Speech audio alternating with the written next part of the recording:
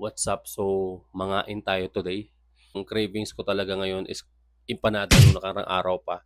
Since natikman ko talaga yung legit na empanada dun sa Ilocos. So, maghanap tayo ng legit na empanada dito sa Cebu. So, since trending siya dito sa TikTok at nag-crave talaga ako ilang araw na, sana makahanap ako. Alright, so let's go. Grabe, sobrang init. Let's go. So, let's go. Try natin. Let's give it a try.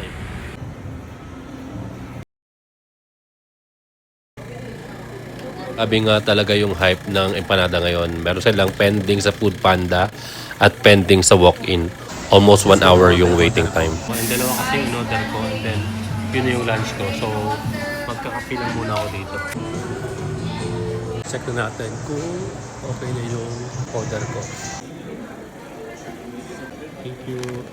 May suka na to sa loob. So dito na yung order ko. So titikpan na natin siya. Buksan na natin. Dalawa yung in-order ko kasi lunch ko na rin to. May suka siya. Special. Ito na special siguro.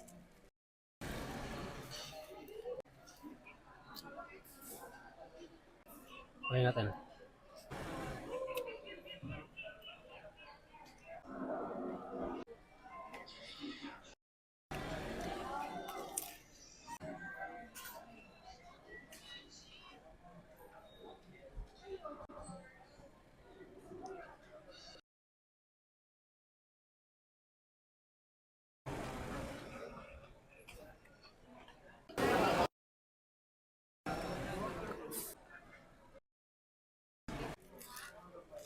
So, ang Ilocos empanada kasi simple lang talaga yung ingredients yan.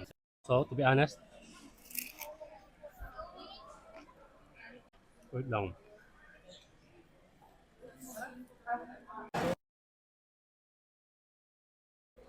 For me, kung cravings, kasi nakita tayo sa TikTok, gusto na rin to. Pero kung i-rate ko siya sa legit na Ilocos empanada, for me, it's 6 out of 10. Iba pa rin kasi talaga yung legit na lasa ng Ilocos. And also yung suka ng Ilocos, iba yung lasa din. Once again, this is my own opinion. Okay? To satisfy your cravings, pwede na rin to. Especially wala akong choice kundi itong store na to dito sa may Central Block. So yun lang. And here, for me, hindi naman rin ako lugi dito. Maano sila, maggalante sila sa yung sa chorizo. O yung ganito. Marami rin naman. Yun.